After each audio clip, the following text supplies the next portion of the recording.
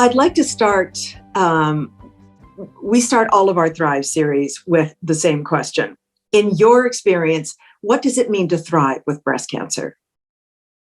It's a great question. I think it's an important one because we always talk about surviving breast cancer, and that's obviously the most important thing. We all want to survive, but we all also want more than that. We don't want to just live, we want quality of life. And, I think one thing that to remember is as soon as the breast cancer diagnosis is done, it's important.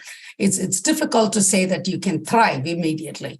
So your focus is on really getting through the treatments and making sure it's all done. So at that time, managing the toxicities and getting through the stresses of going through the treatments and surgery, radiation, etc., takes over everything else. But as you finish that off, you want to focus on what are the ways you can try to get back to the life that you had prior to breast cancer. Now, it's difficult and it's almost impossible to forget the big C word in your life. So that's going to hang, and that's going to kind of, make anything you look at, your perspective is slightly different. I mean, every pain could be, worrisome because could it be a recurrence as the cancer spread? Or, every bad news about another person could, you could, transport that about yourself and then kind of worry about what could happen to you. Every visit to the doctor, and particularly your oncologist, is going to bring back memories. So there are certain things that you can't take away, but time can heal those. But what we talk about thriving is that you looking at factors that is going to make you and your body healthy.